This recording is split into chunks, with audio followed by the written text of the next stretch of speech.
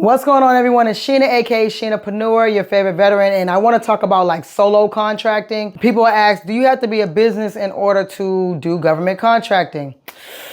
Yes and no. So it depends if you're doing federal or if you're doing local. My understanding when it comes to federal, it's a little bit harder to not be a business, but really you can be just a single member LLC company for just yourself and put yourself on a contract. So basically the answer is like, yes. So you can be a solo person but you still need to register as a company. So it's kind of like the yes and no where yeah, you need to register and hopefully you're in a state where it doesn't cost that much to register your company, but you're still going to be a solo person. So you don't have to have all this staff. You don't have to have really much of any of that if you're doing local, if you're just doing local contracting or federal contracting for a solo person. So pretty much here's how you would do that. If you are a single person and you are an accountant, that's probably one of that and being an attorney or some of those practices that don't really require a staff. There's many others, but for the purposes of keeping this video super short, I'm not going to really get into those, but let's just use accountant and an attorney for the basic of examples because pretty much everybody knows what an accountant is and what an attorney is or what a lawyer is, whatever. So really, if you're going the federal route, you know you have to register in SAM.gov, but if you want to be a subcontractor and you're just going to be a subcontractor under another company, then also you can be like a solopreneur government contractor. If you're a subcontractor and you haven't bid or primed any contracts, you're still a government contractor. So if you're an attorney or if you're an accountant or any of the other practices where it's just one person, absolutely, you don't have to be like necessarily like a business in the concept of a large business with a whole bunch of employees and a whole bunch of stuff going on. You could just be a solo dolo person, a solopreneur doing contracting.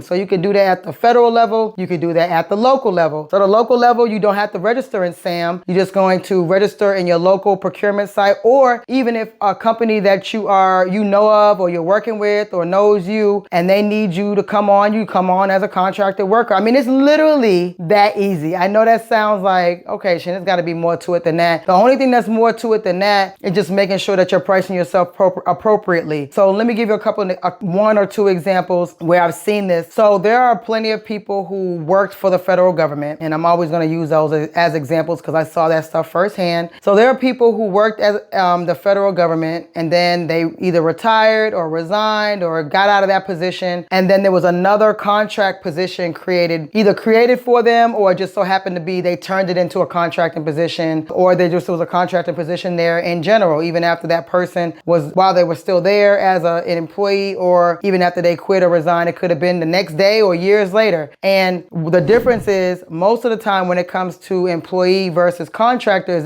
employees are going to be paid a lot less. So there are contractors that get hired to have services for the government. So it's a company that wins a contract and they have you as an employee and you just working alongside soldiers, DOD civilians, whatever the case may be. And this is also for DOD civilians. So whatever capacity you are as an employee for the government, and this is just one example, then there may be a contractor position created for you. And if you're an employee, you may be getting $90,000 a year. But in reality, especially for those contractors who were awarded this large contract to bring in FTEs or full-time employees, they may be charging the government $200,000 per year for you, and it's called billable. So a lot of times those staffing companies or companies that provide any type of staff, they have billables. You have your overhead where you're paying your assistant and maybe your HR manager, but they work internally for your company. But then you also staff people to work in other locations. So that person who's being staffed at another location as an FTE can be getting paid $90,000, but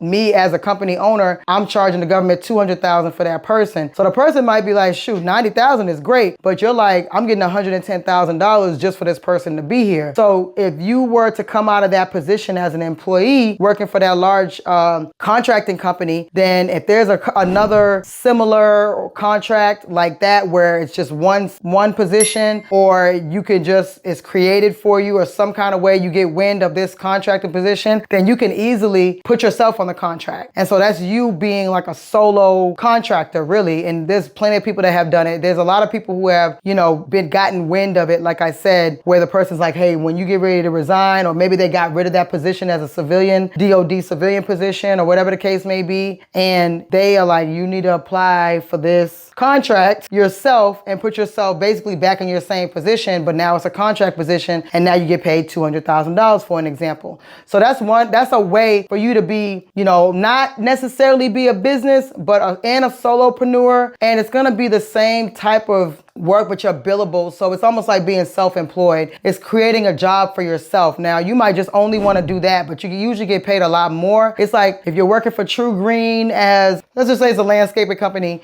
and you're an employee and you get paid $30 an hour, but then you have a landscaping company and you're charging your clients $150 an hour, or whatever the case may be, or $150 per cut. So then you go like, wow, this is way more than what I would be getting paid as an employee. So that's a way for you to be a solopreneur in government contracting, is creating your own job, or getting wind or getting an understanding that there is a contract position for you to go into. And also it may be where there is a contract for 2 or 3 FTEs, full-time employees, and you put yourself in one of those slots making $200,000, and then you also have the other that'll be more of a bigger size business, but it's still, you're still self-employed, but also have these other 2 employees, and you can still get money off of them too. If you're paying them $90,000, you're getting paid $200,000 for that spot. You're paying 2 people $90,000, but you're charging the government $200,000. Boom, that's a win-win-win to me.